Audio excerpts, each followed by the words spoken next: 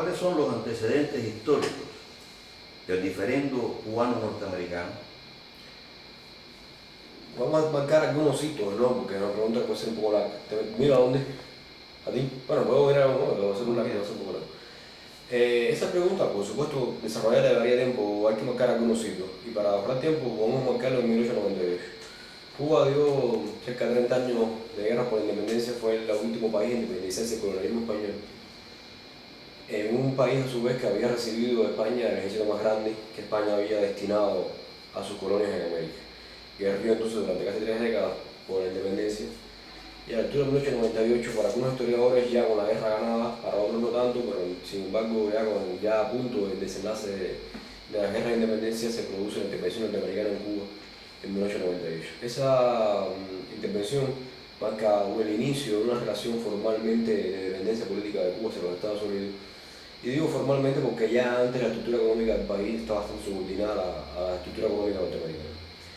Significa con esto que Cuba estuvo ocupada militarmente en el año 1898 a 1902, hasta el 20 de mayo, cuando se crea y se inaugura lo que se conoce como República en Cuba. Esa intervención norteamericana es bastante discutida a nivel de la población cubana por varias razones. Un sector pequeño, un sector específico entendió que había sido un apoyo de los norteamericanos al desenlace de la guerra y una suerte de agradecimiento también al ejército norteamericano que había incidido para que ese desenlace se produjera. Sin embargo, la corriente fuerte independentista cubana desde el principio comprendió por la larga historia de denuncia de José Martí, los principales líderes independentistas, también Maceo, de la larga historia de denuncia del imperialismo, de la influencia del imperialismo norteamericano sobre Cuba, rápidamente comprendieron la significación o las consecuencias que esa ocupación iba a traer. Y al mismo tiempo también sirvió para los que no estaban muy convencidos de la nefasta influencia que se haría sobre Cuba. También el ejercicio de esa ocupación fue mostrando un cambio de opinión entre aquellos cubanos que habían en inicio aceptado esa ocupación, de cómo, viendo lo que había sucedido en Cuba, cómo lo que estaba sucediendo, cómo marcaba entonces una influencia, que digo, bastante nociva para el país. A nivel de hitos se producen dos cosas que son fundamentales. Una es, ese desenlace de la guerra se marca con exclusión de Cuba del armisticio que firma España con los Estados Unidos. Y ahí se marca un primer momento de una exclusión, ya que digo, de Cuba sobre los asuntos que la atañían completamente, por lo cual los cubanos habían combatido en esas 3 guerras de independencia. Pero también hay un segundo momento, que es cuando, desde el punto de vista jurídico, se articula la dependencia cubana hacia los Estados Unidos. Eso ocurre con la proclamación de la primera constitución de Cuba republicana, que se produce en 1901, a la cual se le añade un apéndice constitucional que se conoce en la historia cubana como la Enmienda Platt. La Enmienda Platt fue el resultado de una imposición norteamericana, pero que fue bastante combatida también por los cubanos de su momento. Había 2 de los 3 partidos nacionales que estaban existiendo en Cuba para ese momento se opusieron a la Enmienda Platt, se opusieron más de 100 alcaldes municipales, se opusieron muchos actos de masas que dieron un combate contra la enmienda y contra la anexión, que es en definitiva lo que pretendían los Estados Unidos. En este momento se está produciendo una política imperial norteamericana, hasta dando 1898, que también abarca a Puerto Rico, abarca a Filipinas, abarca a las Islas Guam, que es una política belicista, imperialista, que se conocen como los jingoístas en este momento en los Estados Unidos, que luego busca una política de anexión, de anexarse a Cuba. Y esta política popular que está defendiendo a Cuba de la anexión logra derrotar la anexión, pero no logra derrotar la dependencia, que es lo que finalmente se queda instaurado como régimen político del país. Entonces, formalmente, ¿qué pasa? Se inaugura un régimen republicano de gobierno, que Cuba va a tener muchos nombres que combaten ese término de republicano. Para unos es neocolonia, para otros es pseudo-república, para otros es literalmente protectorado. Y cerca de 3 décadas, las primeras 3 décadas del siglo XX, la mayor parte de estudios de cubanos y incluso de extranjeros norteamericanos sobre la realidad política del país hablan más de protectorado que de república. Incluso en un libro famoso de Varona, se llama De la colonia a la república, va a dar cuenta de cómo sobrevive la colonia en forma republicana, y ese es el mismo discurso que va a estar establecido en Cuba durante unas buenas décadas, durante unas largas décadas a posteriori del 20. Los Estados Unidos, entonces, a raíz de la Enmienda Platt, declaran e imponen su derecho a intervenir sobre los asuntos cubanos y lo hacen eficaz, lo hacen en términos prácticos con una segunda intervención que ocurre en Cuba entre 1906 y 1909, que entre otras cosas introduce como problema político cubano la corrupción, que no existía antes de esa ocupación norteamericana, y que va a tener una significación realmente importante en Cuba con posterioridad a esa ocupación, y la corrupción será una constante en la política cubana hasta el 59, y después tendrá otra realidad. Y no solo lo hizo, no solo lo ocupó desde el punto de vista militar, como decía, en el año 1906 a 1909, sino que todos los gobiernos que hubo, al menos hasta el año, digamos hasta el año 33, que hay una inflexión ahí, son bastante factores, son en gran medida factores de la política norteamericana del mundo.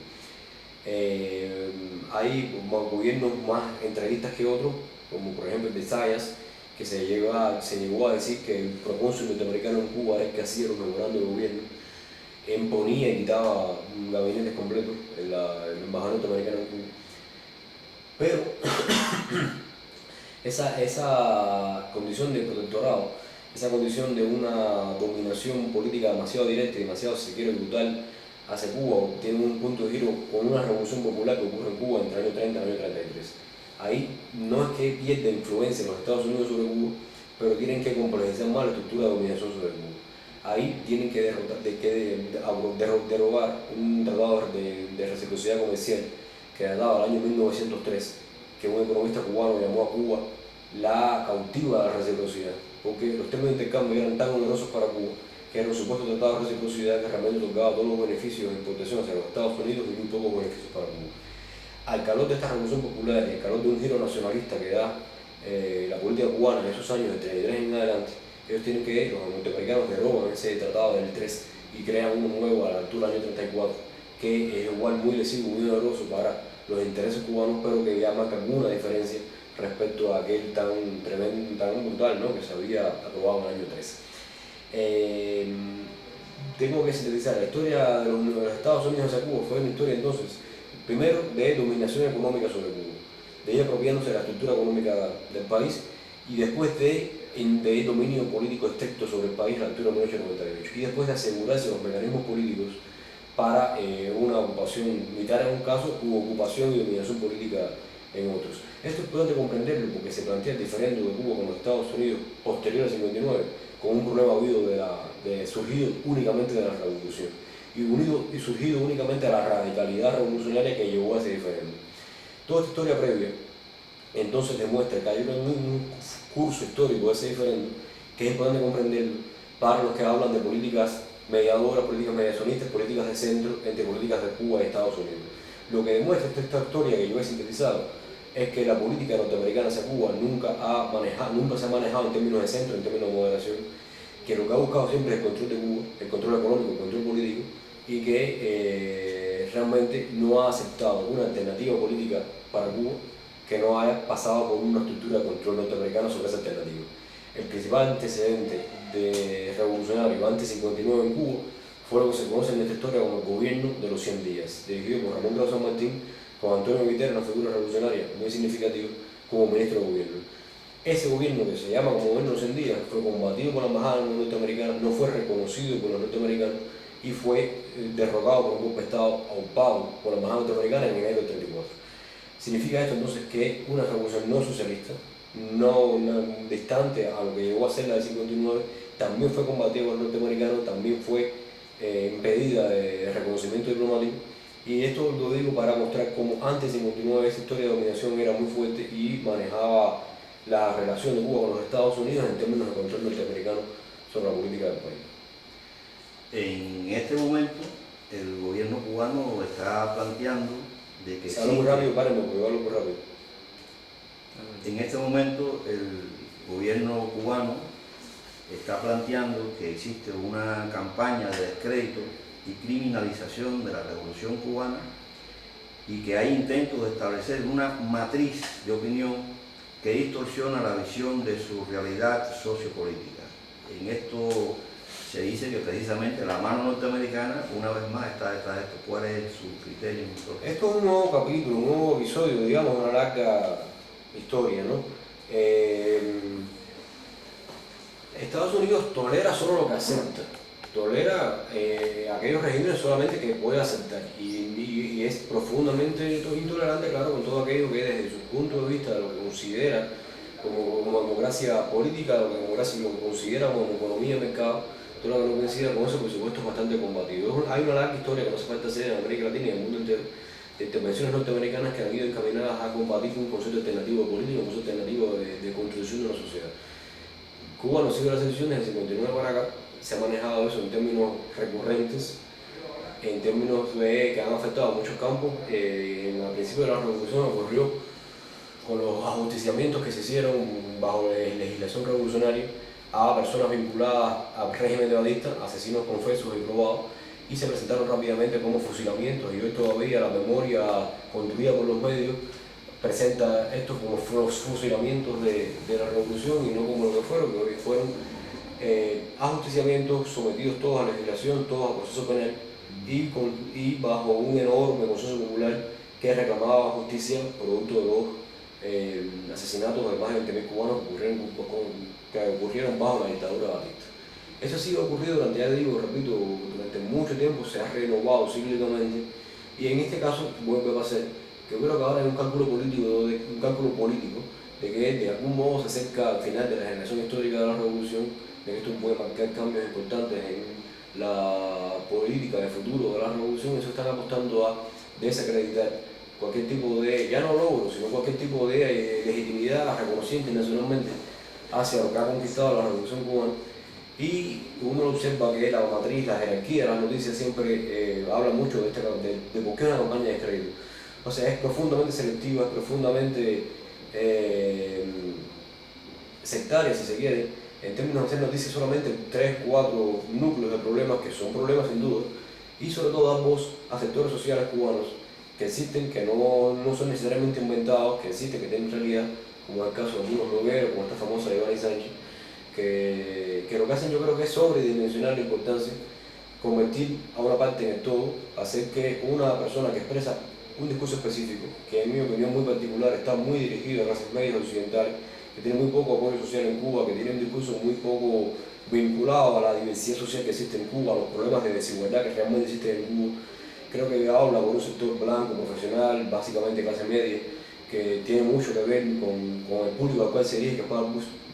básicamente un público occidental. Y eso es lo que normalmente la prensa del establishment, que no solo la norteamericana, porque hablamos de la norteamericana, pero es que las noticias,